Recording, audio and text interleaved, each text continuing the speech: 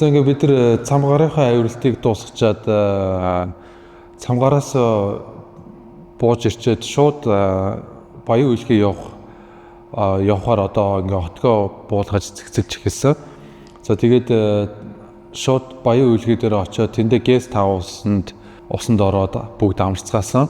Баян үйлхий аймаг дээр бол анх удаа очсон. Ер нь баруун аймагуудаар бол би бол явж үзэж байгаагүй. Тийм болохоор аймаг болгон сум болгон бол надад их сонирхолтой санагдсан анх удаа явж байгаа. Тэгээ Монголын хамгийн баруун засгийн аймагуудаар тэр тусмаа явж байгаа болохоор бүр илүү их сонирхолтой байсан.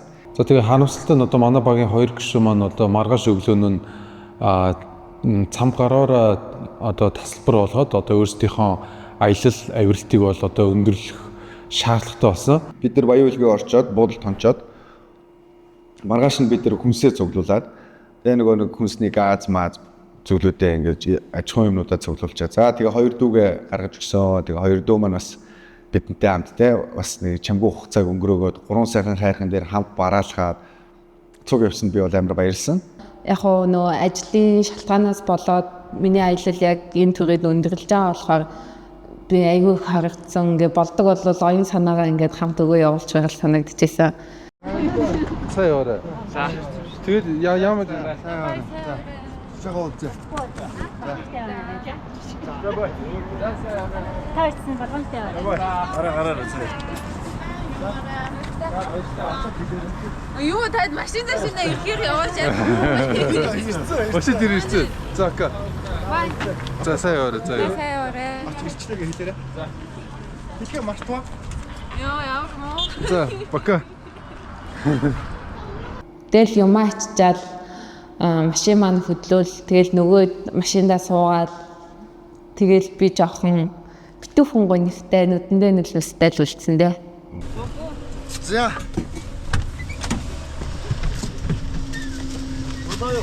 За болжээ. За баяртай.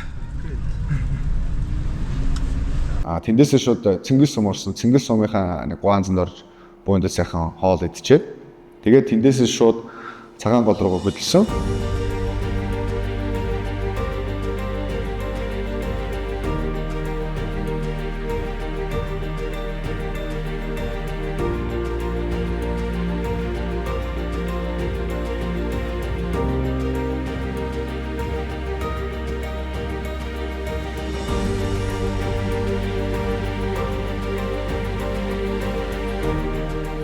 За тэгээ тэндээ буудалчаад маргааш нь одоо тэмээнд ачаагаа өгөөд за уулчдынхаа үндсэн хотог руу одоо ингэ явах төлөвлөгөөтэй байсан учраас за авч явах ачаагаа бүгдээ сайхан ингэлж зэгцлээд за ингээд хонцгоосон.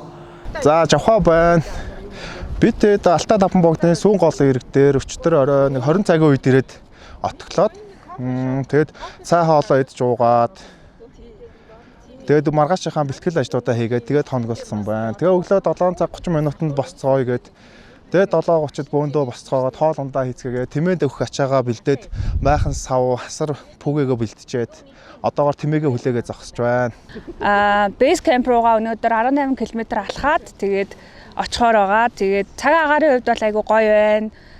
Хүтний оргилдоо гараад ингээд гоё туг мөгөө мандадлаа гоё зураг авах гэж бодож байна. Тэгээд хамт аялж байгаа хүмүүс манд бас гоё байна. Тэгээд өнөөдөр айгүй гоё аялж байна.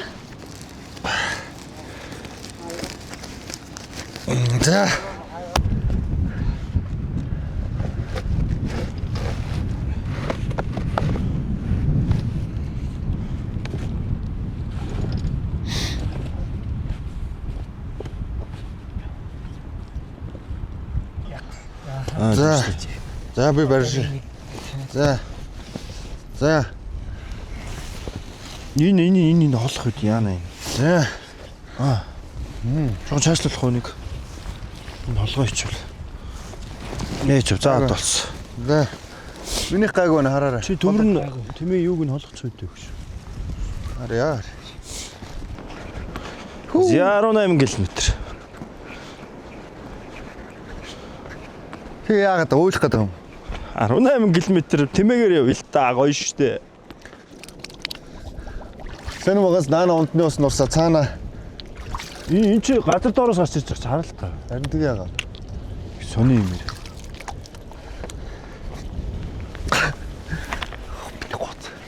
Алтай таван богдын байгалийн зохицол бүрт газар Шивэт хайрхан уул.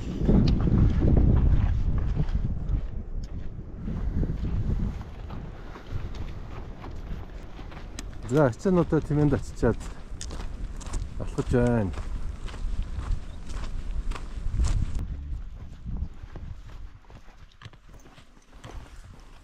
Уул тойроод ингээд явгаа тэмээгээд агаад уул тойроод ингээд дээшээ ингээд өгсөөд ингээд жоох юм налын өгсөө ингээд гараад гэрсэн чинь Алтай таван богд ингээд наагуур нэг цагаан мөсөн голтой цаана ингээд харагдав. Вау, үнэхээр үзэсгэлэнтэйсэн. Тэгээ ялангуяа ингээд алхаж ингээд тэмээтэйг уралдаад ингээд алхаж гүйжчихсэн болохоор бүр үнэхээр гоё үзэсгэлэнтэй байсан.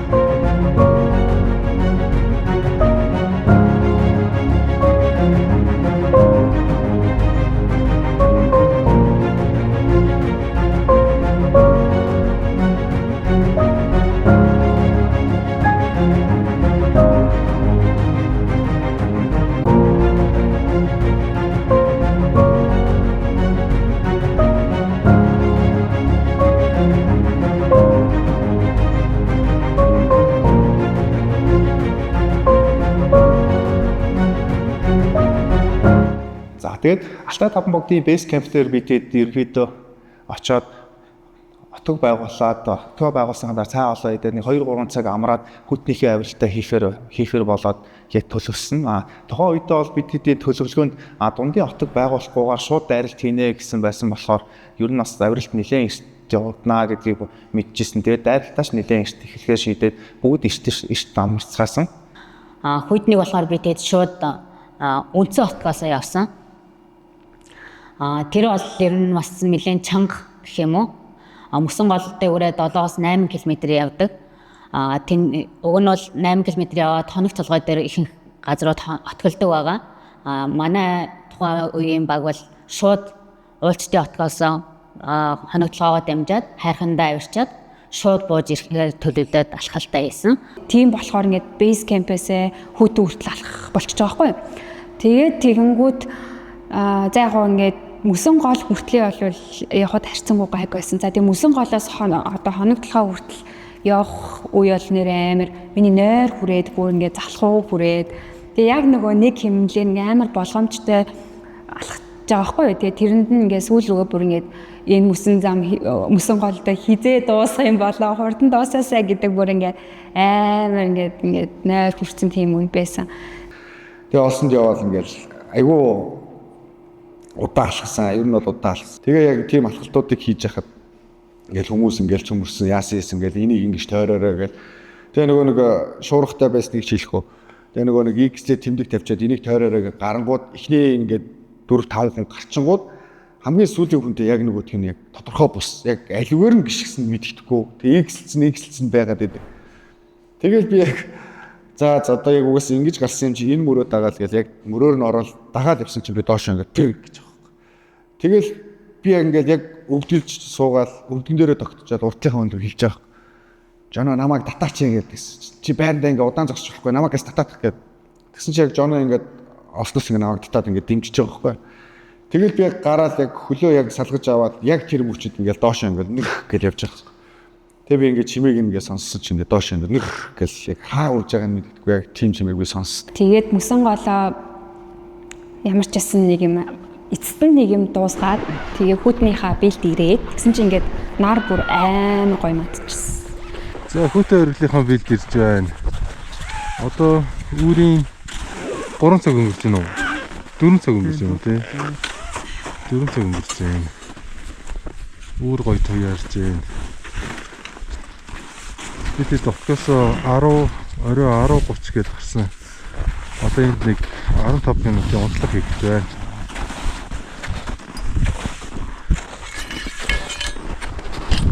Улсын минь хамгийн өндөр эцэг болох Алтай таван богд яг бэлтэн бид нэг жоохон дуугыг амарч байгаа. Үнэхээр нойр хүрээгүй тэгээд сэтгэл хөдлөөд Хүүтэн лүгээ дээшээ гарч ирж байхад бол одоо нэгдүгээр хаднаас дээшээ бол ерөнхийдөө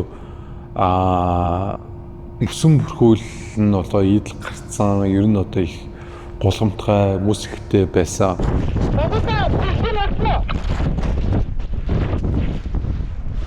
За одоохон жоохон застай байна. Ухаад одоо тавьж байна.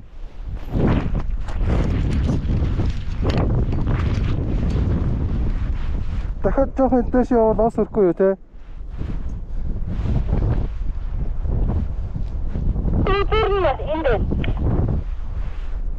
За тэгвэл жоохон доошо бууга тавьд юм уу? Энтгийн мөсөн амар сэрэг юм байна. Шөрөв шууд мултарч гарч ирээд байна.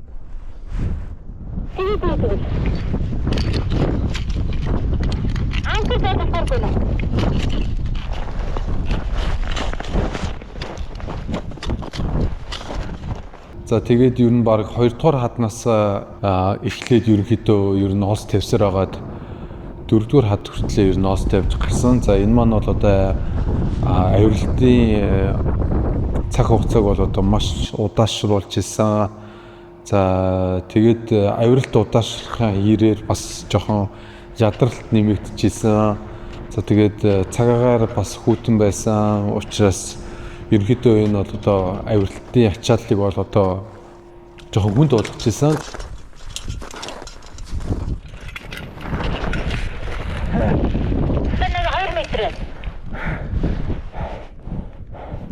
За гараад ирлээ. Одоо хамгаалалтаа тавиадах юм.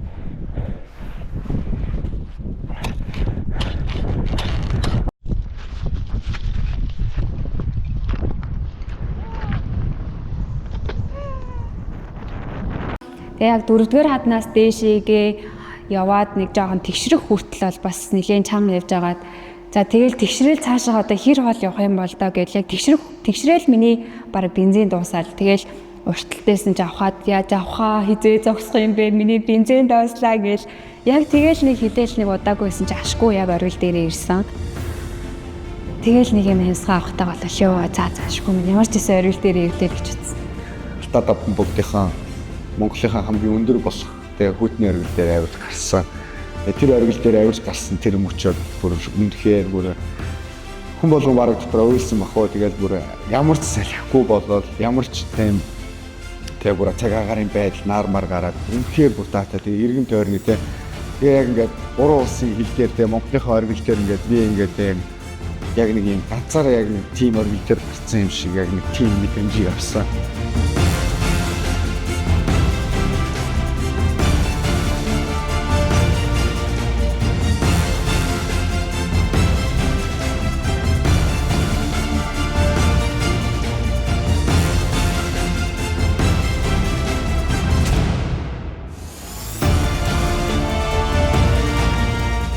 Тэгээд 4-р хаднаас 1-р хад хүртлээ бол одоо битүү оос тавьж иж буусан. За тэгэхгүй бол ерөнхийдөө хөл алдхал юм бол ер нь гулгаад явчих гад ер нь маш юм эвгүй замтай байсан. Угаасаа ингээд буух процесс бол нэлээд хэдэн цаг болсон.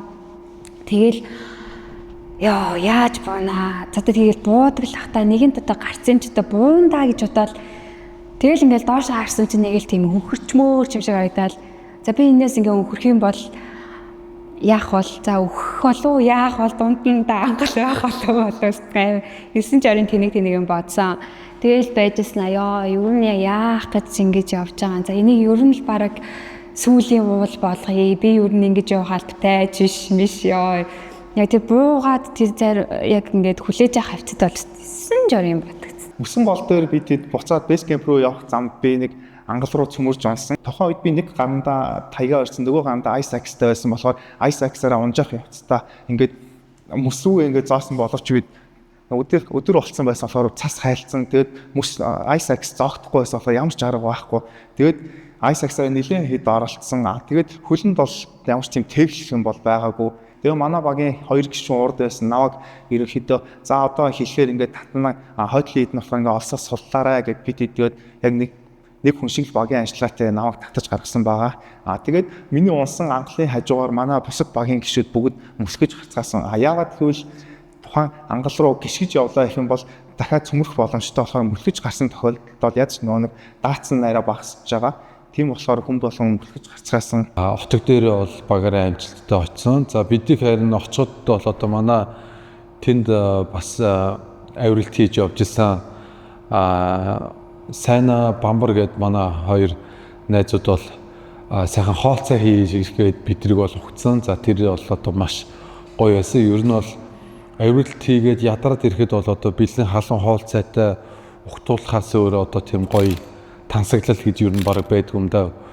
Тэгээд Тэгээ яг бид нар тэгээ тэндээ хоолцоогоо идэж ууж амраад Алтай таван богдын маань хамгийн ихний уул олох одоо хүүтэн ойрглын маань авиралт бол амжилттай болж өндөрсөн байгаа.